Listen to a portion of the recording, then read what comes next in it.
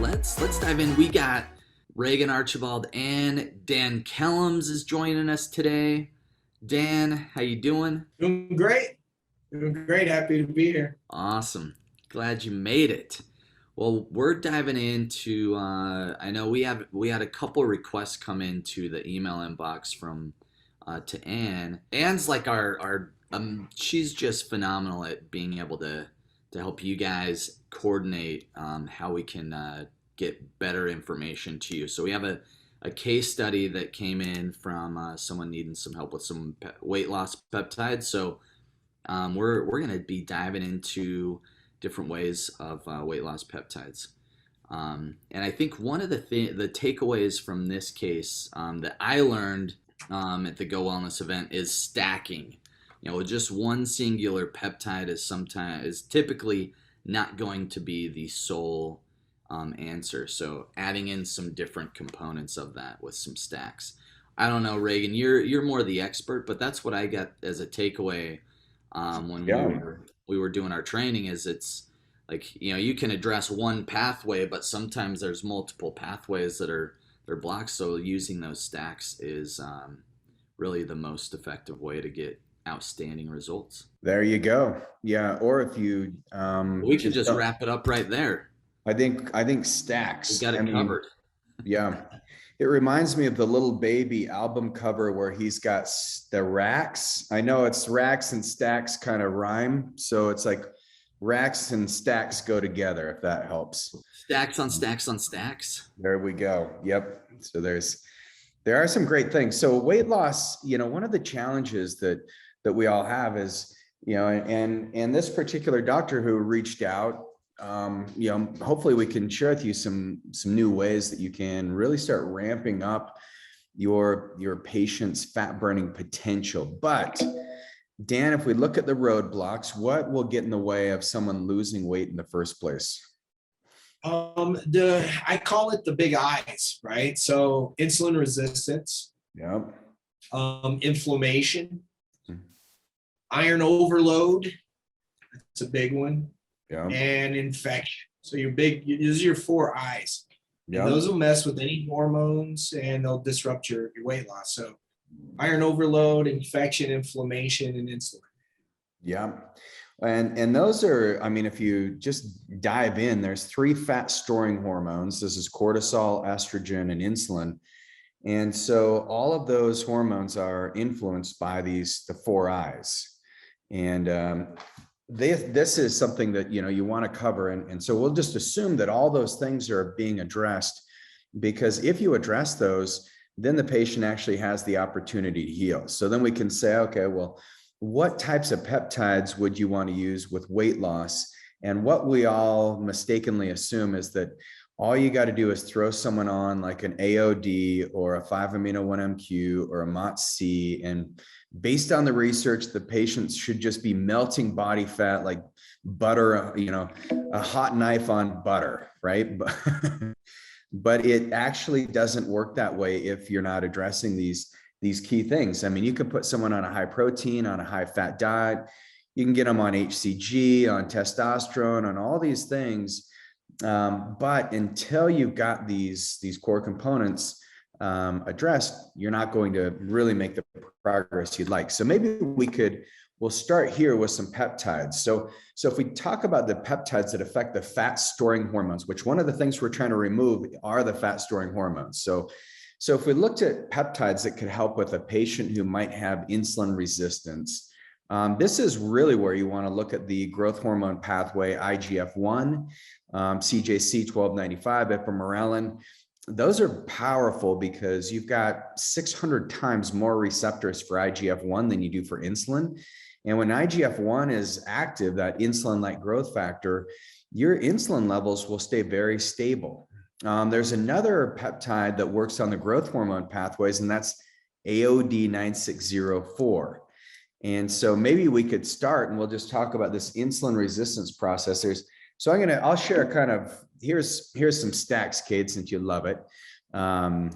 So if we look at insulin resistance, some of the best stacks, I would start with the AOD 9604. I would put in the CJC 1295 with ipamorelin. That could be in there too, but you wouldn't want to use those together because they're both working on a little bit different pathways of growth hormone, but it's still too similar pathways to stack those together. But you could do AOD 9604 and IGF-1.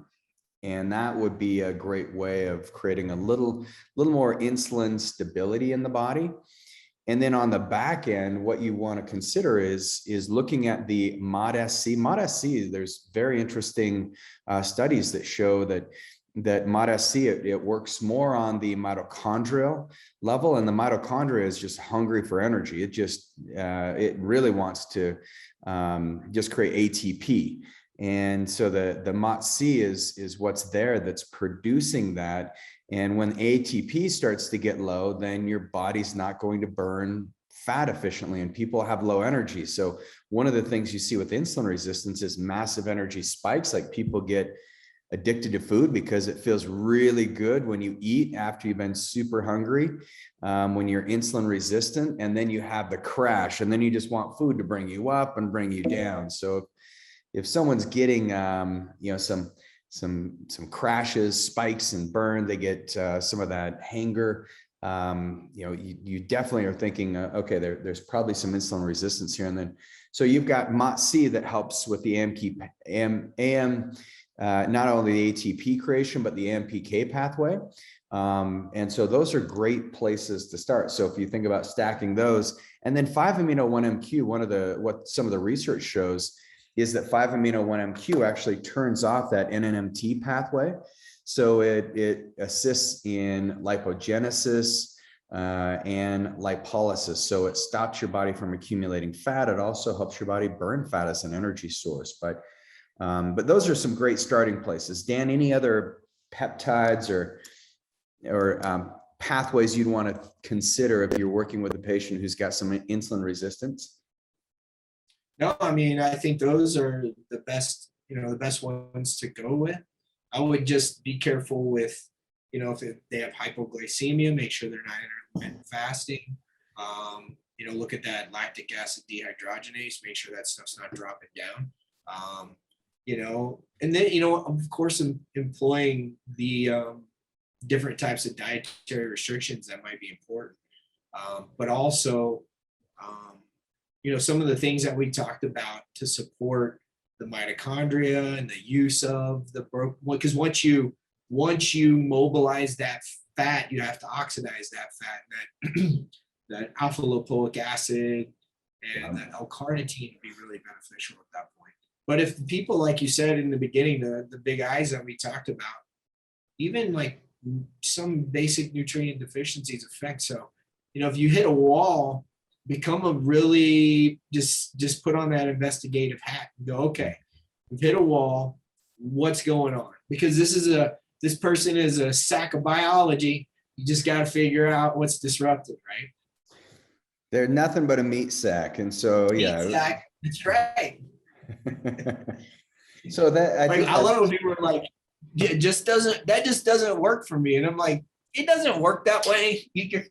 You're kind of a human being, so things just don't work.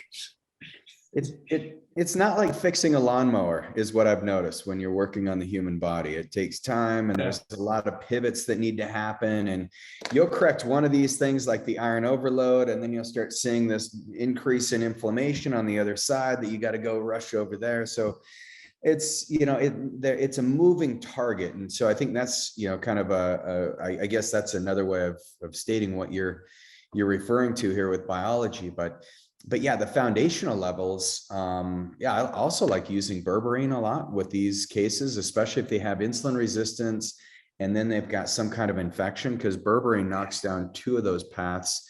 And berberine also will help with the iron overload, and it also calms inflammation. So your Huanglian, one of the most bitter herbs in the Chinese pharmacopoeia, covers all four of those. So I think to add on to that is just make sure they're getting plenty of fiber.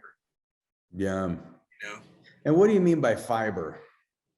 Well, I mean, they can be getting a lot more greens, vegetables, things that have fiber density. And my favorite thing to do, because, a lot of times people don't know how to like really make sure they're getting a super high fiber diet, is to just add fiber capsules in there, because they're going to get the prebiotic, like the inulin or the chicory. They're going to get those things, and a lot of your fiber capsules, that's what they consist of. But that stimulates some peptides that are released in the gut that also influence, like glucagon, like peptide 1. That GLP-1 is stimulated by enterocytes with good fiber. We're minimizing sugar spikes by simple sugars that are in the diet, and that slows down absorption.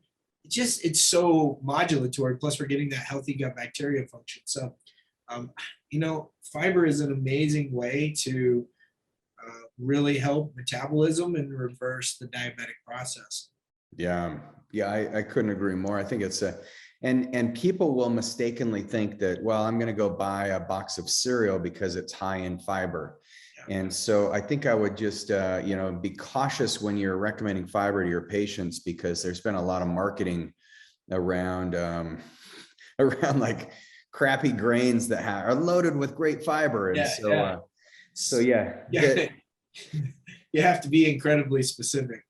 Yeah, the resistant starch that you're going to find are the best, and this is where we'll have our patients in their food prep. They'll cook their rice and then store it. So when they get their rice out the next day and warm it up, they've got the resistant starch in the rice, versus cooking it and then eating it right away. Letting these starches cool down, like your potatoes cool. So you can make some potatoes if they don't have any autoimmunity and aren't going to react to some of the inflammatory patterns from that nightshade. I also like the prebiotic formula from Natural Stacks. Helps my patients sleep really well. So I think these are great things you guys can add in. So we had a question come in that says from Dr. Jade. Hey, Dr. Jade, how long to use ModSC for early diabetes? And I guess how long until what? Because ModSC is something you can use pretty consistently. Like I'm on a 90-day trial right now myself, and I'm not sure, but you just want to watch the blood sugar, because obviously if the blood sugar is stable and you've met your objectives, then you can be done with ModSC. But the ModSC, there's actually been very interesting studies on that, especially with kids. They took kids, and actually one study with ModSC was, I believe it was kids in the United States. There's another study with intranasal insulin that was pretty interesting with kids out of Australia that I'll share with you guys. But as far as the timing goes, it really is when you meet your objective, when things are corrected. I wouldn't use it more than about 90 days, and then I'd switch to like a 5-amino-1-MQ, and I'd be working on other pathways as well. But I don't know of any contraindications for long-term use for it. I have some of my diabetic patients who've been on it for over a year. They'll be on it 90 days and they'll take breaks and then they'll come back on it. But usually the breaks are no longer than 3 weeks. And that's been kind of nice. Hopefully that helps. There is, a study on the kids. I'm looking for it here, but I don't see it. So I'll have to repost that in Signal once I find it, to see how long these kids used it before they noticed a significant difference. Mitochondrial, the ModSC is a mitochondrial derived peptide. It's primarily used for fat loss, diabetes. It's also shown efficacy for muscle building, improved physical performance. It's an anti-aging peptide. So when I have patients who come to me and they say, I want to get on some rapamycin. And I'm like, rapamycin, that's great. It's good antibiotic there. Came from Rapa Nui, the Rapa Nui Islands. and where everything lives a little longer. Cockroaches live longer, goats live longer. Very interesting that it's just such an abundant place for longevity, one of those blue zones. But they found that in the soil, there's this yeast that tends to outlive everything, and it's got some antimicrobial properties. So that is, one of the ways this mTOR pathway was discovered. And so this ModSC is a great way. Instead of using rapamycin, you can actually use ModSC in place of it, because ModSC, it works on that FOXO pathway, that the gene, it turns on the FOXO gene, which increases your AMPK, which inhibits mTOR, which allows your body to go into fat burning mode, build muscle. And then at the end phase of that, when you start inhibiting mTOR and then you turn it on, that's where you've got the autophagy and mitophagy.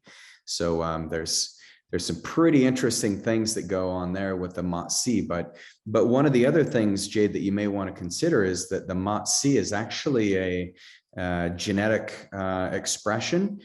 And this phenotypic expression is, it's actually been found in higher quantities in people in Japan. In certain blue zones, they actually express the ModSC pathway more so than other areas where there's not longevity. So it's, it seems to me like it's a pathway you'd want to turn on. Hey everybody, Reagan Archibald here with Go Wellness. And if you liked this episode, if it actually helped inspire you to be a better practitioner, help more people, establish a much better foundation for your business, then I'm going to ask a favor of you. And that favor is for you to share this with somebody you care about and love in the healthcare field. I don't mind if it's an acupuncturist, a functional medicine practitioner of any sorts, a naturopathic doctor, a medical doctor, any type of endocrinologist or specialist.